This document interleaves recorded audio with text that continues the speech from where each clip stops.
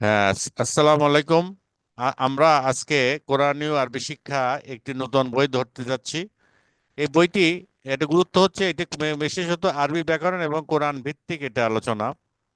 আমরা যারা রমজান মাসে কোরআনীয়, আমরা যারা আমার পদ্ধতির মাধ্যমে যে 20টি অধ্যায় যে কোরআন আমরা বিভিন্ন গ্রামার শিখেছি, সেগুলিরই আমরা দেখব এখানে।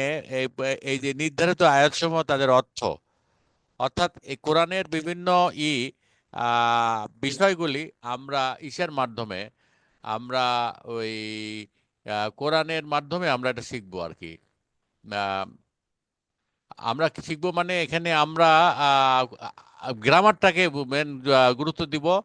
এবং গুরুত্ব দেওয়ার ফলে আমরা গুরুত্ব যেহেতু আছে, কোরআনীয় শিক্ষার যে গুরুত্ব আছে সেটা আমরা আজ এই সমস্ত অধ্যায়গুলোতে আমরা টের পাবো, বুঝতে পারবো। আমরা নিশ্চয়ই, আমার মনে আছে আমরা নানুর বাসা দিয়ে বা বিশেষ্য দিয়ে আমরা বলেছিলাম বিশেষ্য সর্বনাম ও বিশেষণ, এটা পুল্লিঙ্গর বিষয়ে এখানে বেশ কিছু কথা লেখা আছে, যেটা আমাদের যে রমজান মাসে যে কোরআন আমরা যে নানুর বাসা বা আমার যে মজার টিএসআই পদ্ধতি, সেইগুলি এখানে আছে। সেইগুলি একটু বিস্তারিতভাবে বর্ণনা আছে। আপনাদের যারা সময় হবে এটা পড়বেন। পড়লে একটা সুবিধা আছে কি, দেখেন এখানে দেখেন রজুলুন, রাজুলুন কিতাবুন, এখানে 2 পেজ থাকাতে বলা হচ্ছে এটা একজন বোঝাচ্ছে। এটা অত্যন্ত সুন্দরভাবে বলা আছে। তারপরে একজন মানুষ বলতে একটা পেজ যথেষ্ট, মানে শব্দের শেষে পেজ। তারপরে হুয়া রজুলুন, হুয়া রাজুলুন মানে হচ্ছে হলো তিনি একজন মানুষ। হুয়া মানে এখানে তিনি বোঝাচ্ছে। তিনি, আমরা জানি হুয়া হুমা হুম, হুয়া মানে সে। আর ঠিক একেবারে হুয়া হুয়া এখানে সে, যখন এটিকে বস্তুর ক্ষেত্রে হয় তখন এটা হচ্ছে কেতাবুন হয়ে যাচ্ছে। মানে হুয়া হয়, হুয়াটা আবার এটিও হয়। এখানে বলা তো যায় না সে একটি বই, তো বলা যায় না এটি একটি বই। তাহলে এবং এবং একটি বিমূর্ত শব্দ যেমন আদেশ, হুয়া আমরুন, এটাও কিন্তু একটা হুয়া ব্যবহার করা যাচ্ছে। এবং হাজা, আমরা মনে আছে হাজা, ওই যে হাজি সাহেব, হাজা হাজিহি, হাজি হাজাও আবার অনেক ক্ষেত্রে ইনি ব্যবহার হয়, ইনি একজন মানুষ। হাজা রজুলুনও হয়। হাজা, দেখেন এখানে আরবি ভাষা এত সুন্দর একটা ভাষা যে যেখানে হুয়া হলো না হাজা হইলো সেটা বড় কথা না, কাকে ব্যবহার করা হচ্ছে সেটার দিকে সেটা মনোযোগ দেওয়া হয়। যার ফলে হাজা লেখেন হুয়া লেখেন, হাজা লিখলে এটি হচ্ছে, আর হুয়া হলে সে হচ্ছে বা তিনি হচ্ছেন। তারপরে কোরআনুন মবিনুন, আমরা মনে আছে আমরা বলেছিলাম বিশেষ্যর সাথে মিল রেখে বিশেষণটা হয়, অর্থাৎ এইটার 2 পেশ আছে এটারও 2 পেশ আছে, তাহলে কোরআনুন মবিনুন বা কোরআনুন কারিমুন, অর্থাৎ এখানে সম্মানিত। কারিম মানে সম্মানিত, কোরআন মানে আমরা জানি, আবার আমাদের গ্রন্থ কোরআন বলতেছে ইলাহুন ওয়াহেদুন। এ দেন ইলাহুন ওয়াহেদুন, এখানে যদি দুইটার একই বর্ণ না থাকতো, একই হুন, ইলাহুন, ইলাহ মানে ইলাহ, ওয়াহেদুন মানে এক, ইলাহুন ওয়াহেদুন। এখানে দেখেন দুইটারই এইটারও 2 পেশ আছে এটারও 2 পেশ আছে, তার মানে একটা বিশেষ্য হবে একটা বিশেষণ হবে, একটা একটাকে বিশেষিত করতেছে যেহেতু একই রকম।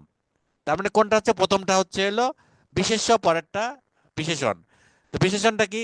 এক, এক একটা বিশেষণ মানে একক, একটি বিশেষণ। তো সিরাতুল মুস্তাকিম, কিমুন, এখানে দেখেন কেরাতুল মুস্তাকিমুন, তার মানে একটি সরল পথ। এইটা আমরা যখনই উদাহরণগুলো দেখব তখন কিন্তু আমাদের এই ব্যাকরণের চর্চাটা ক্লিয়ার হবে। দেখেন, এটা কিন্তু কোনো একটি মানুষের লেখা কোনো বাক্য নয়, এটি একটি কোরআনীয় আয়াত। এখানে 85 নম্বর আয়াতে, 21 নম্বর, না 85 নম্বর সূরার 21 নম্বর আয়াতে আল্লাহ তাআলা কোরআনে বলছেন হুয়া কুরআনুন, তার মানে ইহা একটি কোরআন। আমরা বলছিলাম হুয়া, এটা তিনি হয়, সে হয়, এবং এটাও হয় যদি এটা যদি কোনো বস্তুর ক্ষেত্রে হয়, সেটাই বলছে হুয়া কোরআনুন। আচ্ছা, একটু আগে আমরা আরেকটা পড়ছিলাম হুয়া কোরআনুন মুবিন, কি যেন মাজিদুন, মাজিদ মানে হচ্ছে সম্মানিত। এই যে বলছে ইহা একটি সম্মানিত কোরআন। এই 85 নম্বর সূরার 21 নম্বর আয়াতে একই কথা বলা হচ্ছে হুয়া কোরআনুন মাজিদুন। কেন কোরআনুন মাজিদুন? মাজিদুনটা কেন একটি একটি বিশেষণ বা অ্যাডজেক্টিভ বা একটা বিশেষিত করতেছে কেন? এটা হচ্ছে এই কোরআনের পরে বসে একই একই 2টা পেশ আছে, অতএব আগেরটা হলো বিশেষ্য, পরেরটা হলো বিশেষণ। তারপরে নিশ্চয় ইহা একটি সম্মানিত কোরআন। ইন্নাহু, ইন্নাহু লা কোরআনুন করিম কারিমুন। যখনই আমরা দেখতেছি দুইটা শব্দ পাশাপাশি শেষে একই একই হরকত হরকত মানে দুই পেশ থাকলে এটা দুই পেশ, দুই জের থাকলে দুই জের, বা দুই জবর থাকলে এটা দুই জবর হয় হবে। তখন বুঝতে হবে যে প্রথমটাকে পরের পরেরটা হলো একটা গুণবাচক কিছু বলতেছে আগেরটাতে, মানে প্রথম যেটা শুরু হয় সেটা হচ্ছে বিশেষ্য, পরেরটা বিশেষণ। তাহলে ইন্নাহু, ইন্নাহু মানে হচ্ছে হলো ইন্না মানে নিশ্চয়, তিনি ইহা একটি সম্মানিত কোরআন। তারপরে ইহা একটি উপদেশ, হাজা জিক্রুন, হাজা বলতে ইহা বোঝাচ্ছে, এটা তোমরা জানি, হাজা মানে এটা, উহা এটা। জিকর, জিকর মানে জিকির, জিকির করে না, জিকির মানে হলো উপদেশ, জিক্রুন। তারপরে হচ্ছে ইহা একটি কল্যাণময় উপদেশ। আর মানে জিক্রের সাথে আরেকটা বিশেষত যোগ করা হয়েছে, যার ফলে বলে হাজা জিক্রুন, এটা কি বলছে, মুবারাকুন, কল্যাণময়। মুবারাক মানে জানি বৃদ্ধি করে বা মোবারক, আমরা জানি বাকারা, বাকারা মানে হচ্ছে হলো বরকত দেয়। মোবারক এইটা তাহলে হলো জিক্রুন মুবারাকুন। এই যে এখানে খেয়াল করলাম যে দুইটাতে, এটা তো দুই পেশ আছে, এটা তো দুই পেশে, দুই পেশ দুই পেশ, তার মানে একটা আরেকটার বিশেষণ। তা পরেরটার সাথে বিশেষণ হবে, সেই জন্য কল্যাণময়, বাকরুন মানে কল্যাণময় উপদেশ। তারপর ইনি একজন মানুষ ব্যতীত কিছু নন। এগুলো সবই কিন্তু কোরআনের আয়াত। মানে আমরা যদি বলা হয় কোরআন পড়লে সওয়াব হবে, প্রতিটা হরকতে সওয়াব হবে, তাহলে আমরা কিন্তু এখন কোরআনই পড়তেছি, আমরা কিন্তু কোনো ব্যাকরণ শিখছি না, কোরআন পড়তেছি এবং ব্যাকরণের মাধ্যমে এটা বোঝার চেষ্টা করতেছি। তারপরে কি বলতেছেন এখানে আমরা, ইহা একটি কল্যাণময় উপদেশ, এটা আমরা পড়ছি একটু আগে। তারপরে 6 নম্বরটা দেখেন, ইনি একজন মানুষ ব্যতীত কিছুই নয়। এখানে 23 নম্বর সূরার 24 নম্বর আয়াতে বলা হচ্ছে মা, মা মানে না, হাজা ইহা না, ইহা না তাহলে কি, ইল্লা মানে ব্যতীত, বাশারুন, বাশারুন মানে হলো মানুষ, বাশার বলে না, বাশার বলতে মানুষ বোঝায়। দেখেন এদের গ্রামারটা কত সুন্দর, ইহা কিছুই না ব্যতীত মানুষ, যার অর্থটা বাংলা বলছে ইনি একজন মানুষ ব্যতীত কিছুই নন। এটা আমরা আমরা আস্তে আস্তে বুঝতে পারবো। মা মানে না, হাজা আমরা জানি হাজা মানে ইহা, ইল্লা, ইল্লা সবসময় মনে রাখবে, ইল্লা মানে সারা ব্যতীত, সে সারা সবাই গেছে, সে মানে সে ইল্লা সবাই গেছে, এরকম ইল্লা মনে রাখবে ব্যতীত, তিনি একজন বান্দা মাত্র। এখানেও দেখেন ইল্লা মাত্র, যেহেতু বান্দা মাত্র ব্যতীত, এগুলো বোঝাতে ইল্লা ব্যবহার হয়েছে। দেখেন কেমন, ইন কি আছে, ইন হুয়া, তিনি একজন, ইন হুয়া ইল্লা আবদুন, মানে তিনি ইল্লা মানে তিনি মানুষ ছাড়া কিছুই নয়, মানে এটাকে জোর দেওয়ার জন্য আবদুন মানে হচ্ছে বান্দা, তিনি একজন বিশ্বাসী। আবার আবার তিনি তে হুয়া হবে, তিনি মানে হুয়া, আর একজন যখন হবে তখন তখন এটা ওয়ান কথাটা বলার দরকার নাই। তাহলে বিশ্বাসী হলো কি, মুমিনুন, আমরা জানি মুমিন, মুমিন মানে বিশ্বাসী। তাহলে এখানে দেখেন, এখানে ওয়াহিদুন মমিনুন কথাটা বলা হয় নাই, হুয়া মমিনুন, কেন এটা একজন হলো, যেহেতু দুই পেশ আছে। আমরা জানি বাই ডিফল্ট, মানে যে যদি উল্লেখ না থাকে তাহলে একটা বুঝাইতে দুই পেশ দুই জবর দুই শেষ থাকলে এটাকে বুঝতে হবে একটাই বোঝাবে। তাহলে আমরা আমরা বুঝে যাচ্ছি যে যখন কোনো আরবি শব্দে যখন এক বুঝায় তখন কিন্তু আপনার তখন কিন্তু আমরা বুঝতে পারি যে এটা আহ, আচ্ছা, এটা মনে দুই হয় জবর দুই জের দুই পেশ দুই পেজ দেখা সিঙ্গেল গেছে। বোঝাবে। হ্যাঁ হ্যাঁ, মানে দুই পেজ থাকলে এটা এটা এটা এটা বোঝা যাবে যে এটার জন্য আলাদাভাবে দুই জবর দুই পেশ লেখার দরকার নাই, মানে দুই পেশ থাকলে বুঝতে হবে এটা একটা বোঝাচ্ছে। হুম। আচ্ছা, এখন এইটা এটা এটা কি হইল, মিটিং পজ।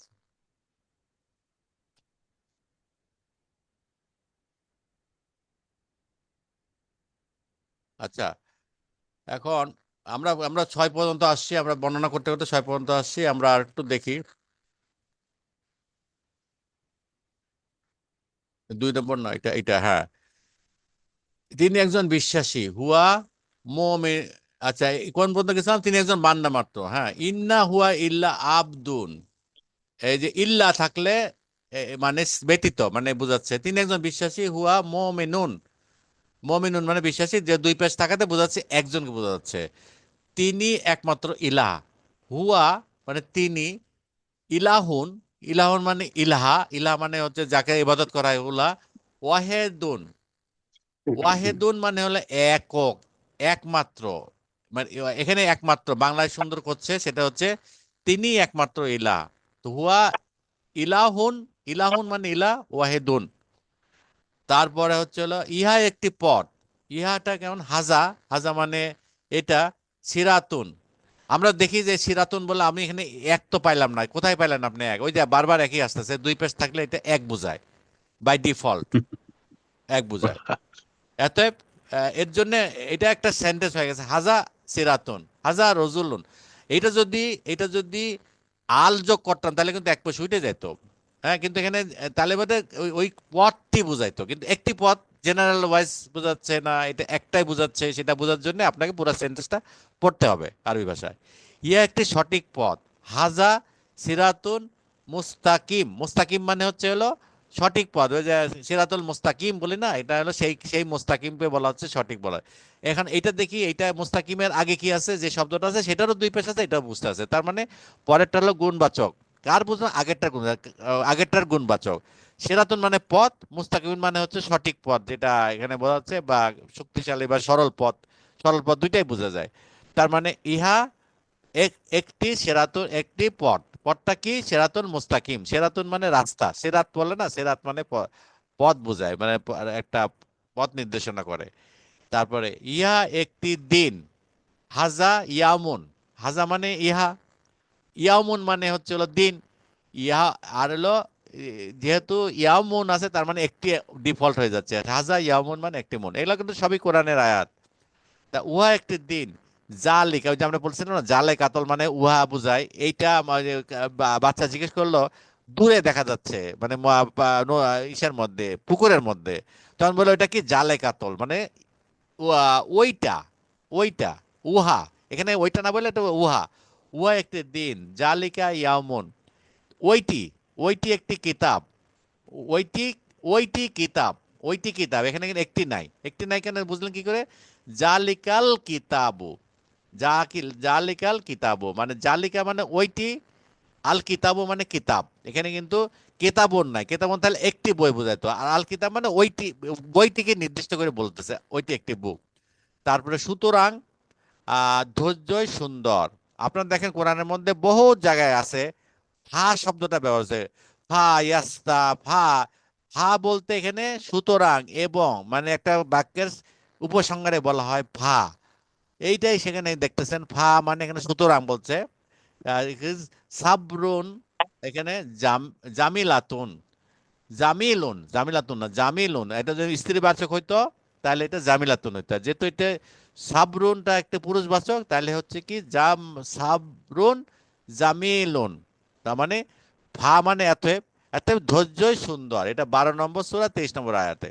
তাহলে আপনার মনে হচ্ছে যখন আমরা ব্যাকরণ দিয়ে যখন আমরা কোনো কিছু বিশ্লেষণ করব, এটা কিন্তু আপনার আগ্রহ মজা সবই বেড়ে যাবে।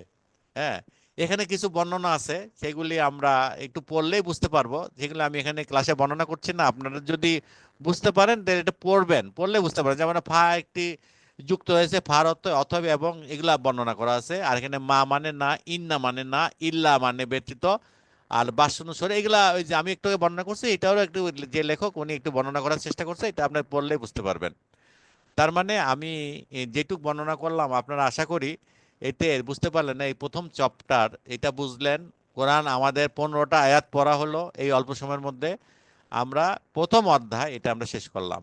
আশা করি প্রতি শুক্রবার আমরা এই রাত্রেবেলা, বিশেষ করে এই যে 9:45-টার দিকে, আমরা যদি একটু ব্যাকরণের সাথে যুক্ত থাকি, আমাদের এই এই এই চর্চাটা, আরবি চর্চাটা প্রতি সপ্তাহে একদিন, এখানে আমি কাউকে চাপ সৃষ্টি করব না, আমরা সপ্তাহে একদিন শুক্রবার দিন থাকবো। আমি রেকর্ড দিয়ে দিচ্ছি, যে অনেকে হয়তো বা জানে না কি ক্লাস নিচ্ছি। এই রেকর্ডটা দেখে হয়তো অনেকে জয়েন করবে। সবসময় রেকর্ড হয়তো দেওয়া নাও দেওয়া যেতে পারে। তবে আমার বইটা থাকতেছে, 40টা অধ্যায় আছে। 40টা অধ্যায় শেষ করতে আমরা হয়তো বা 8-9 মাস লাগবে। সমস্যা নাই, আমরা 8-9 মাস করতে করতে আবার রমজান মাস আসবে, আবার আমরা নানুর বাসা নিয়ে পড়ে পড়ে থাকবো। তো রমজান মাসের শেষ হইলো, এখন আমরা এই বইটা ধরলাম। এটা আমার লেখা না, এটাই আমার হাতে খড়ির বই। হাতে করে মানে এটা দিয়ে আমি আরবি ব্যাকরণ শিখছি, এবং এটা 1 বছর ধরে শিখছি। আমিও এক সপ্তাহে একটা করে ক্লাস করছি, ইয়াহিয়া স্যার শিখাইছিলেন। এখানে এই যে ইয়াহিয়া আছে, সেই ইয়াহিয়া না, ওনার নামও ইয়াহিয়া, উনি শেখাইতেন।